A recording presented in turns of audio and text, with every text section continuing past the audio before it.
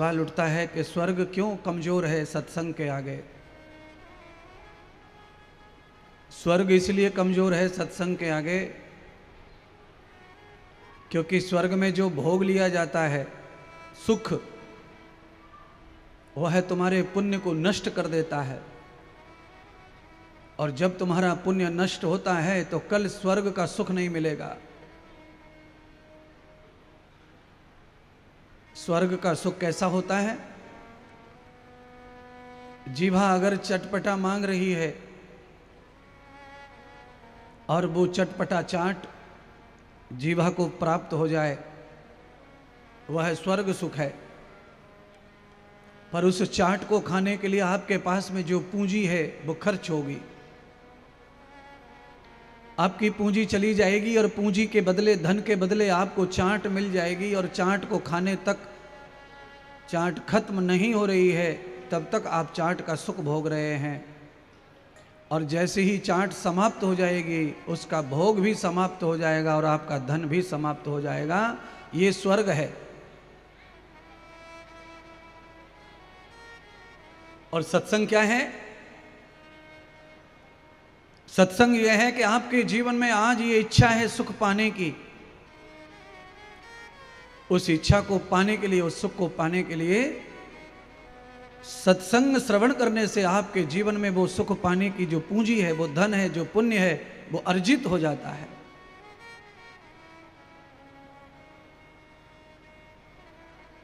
गोस्वामी और क्या कहते हैं वो भी समझते चलिए। गोस्वामी कहते हैं कि एक घड़ी आदि के पुण्य आद, और संगत भली है साध की हरे कोट अपराध।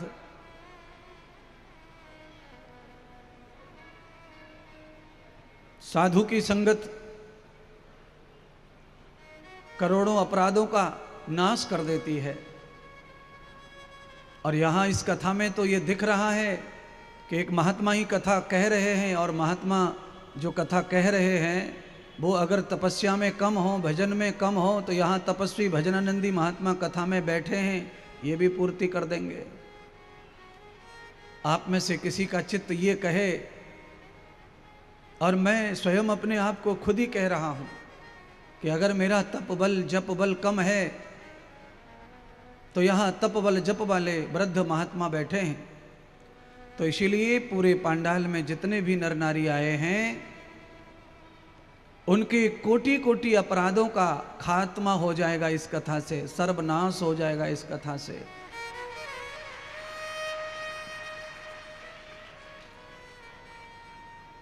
बहुरी करे सत्संग मनोहर, धरई ताल अति तंग। जो युग आवत जीवना, जब लाभ मिले सत्संग।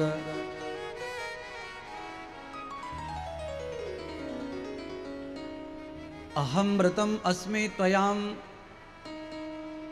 अहमृतम अस्मि त्वयाम भवन्ते फलश्रुतीनां। यातश्च लक्षणं प्रियाम योगस्य योग ग्रंथयः। प्यारे बंधुओं,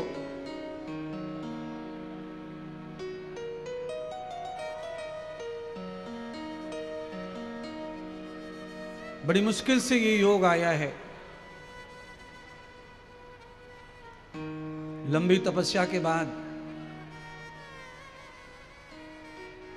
10-12 बरस हो गए होंगे हमारे रामवीर जी को, भरंगर जी को, जो हमारे महाराष्ट्र पहुंचे थे आश्रम पर। पत्नी सहित गए थे और हमारे आदरणीय ताऊ जी, प्रधान जी, राम खिलाड़ी जी, वो भी गए थे। तभी हमारे भरंगर जी ने संकल्प लिया था कि आपका वचन सुनना है। वहां भी कथा सुनी थी आश्रम पर। तो तब से लेकर आज तक बड़ा लंबा समय हो गया। बीच में आप बड़ी कथा करा चुके हैं, ये शायद दूसरी कथा है। पहले भी बहुत विशाल भंडारा वगैरह हुआ है, पर पहले जो है वक्ता उनको ऐसा नहीं मिला जैसा उन्हें चाहिए था। पर आदमी जब सत्कर्म करने की भावना सच रखता है, वास्तव में दिल से वो भगवान को चाहता है, तो उसको धीरे धीरे वो सब प्राप्त हो जाता है जो वो चाहता है। तो आज उनकी एक चाहना पूरा हुई कि मुझे कथा कहने का अवसर मिला, और इस पावन क्षेत्र में आने का अवसर मिला। मुझे तो ये भी याद नहीं है कि मैं कभी इस रोड पे आया था कि नहीं आया था।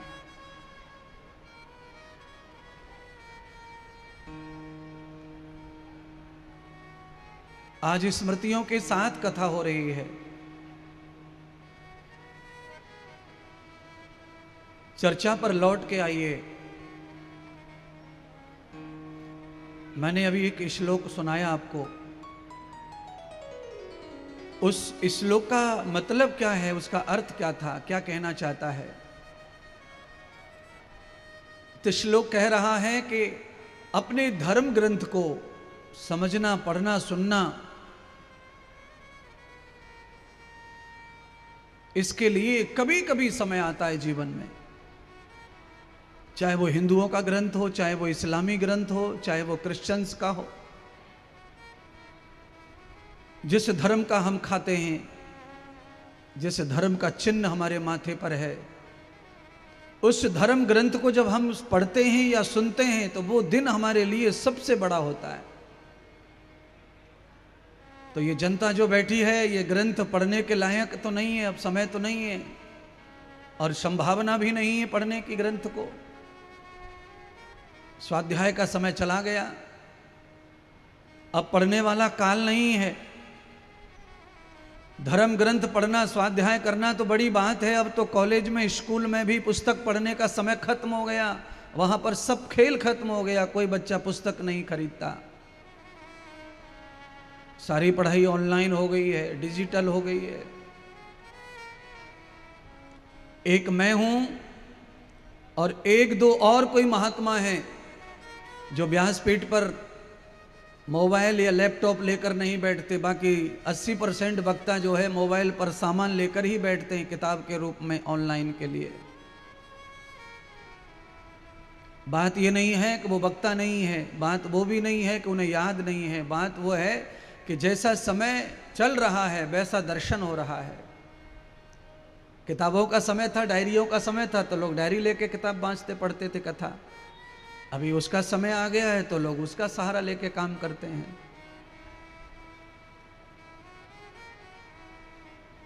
पर आप अखंड 7 दिन कथा सुनेंगे।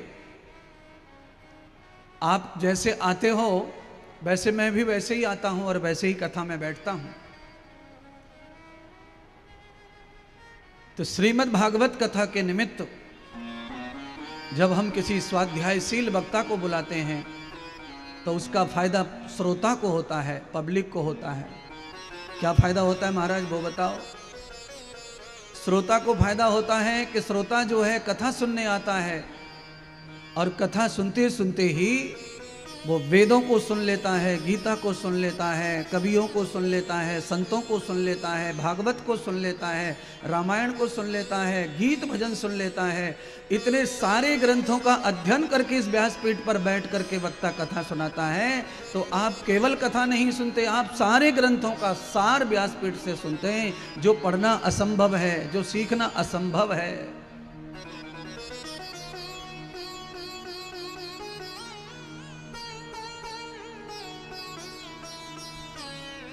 आत्मदावलदायस्य विश्व उपासते प्रशिशं यस्य देवाः यस्य छायामृतं यस्य मृत्यु कस्मै देवाः हविषा विधेम। इस वेद मंत्र में भगवान ने हमें आदेश दिया, आत्मदावलदायस्य विश्व उपासते है। आत्मा में बल पैदा करने वाली जो उपासना है परमात्मा की, वो परमात्मा कौन है? तो कहा वो मृत्यु का स्वामी है, जन्म का स्वामी है, पालन करता वही और कल्याण करता वही है। तो क्या करना चाहिए? तो कहा यस्य विश्व उपासते, उस विश्व नियंता का, उस व्यस्तकर्ता का, उस व्यस्त पालन करते का, उस विश्व के देवता का उपासना करो, उसका ध्यान करो, उसका भजन करो।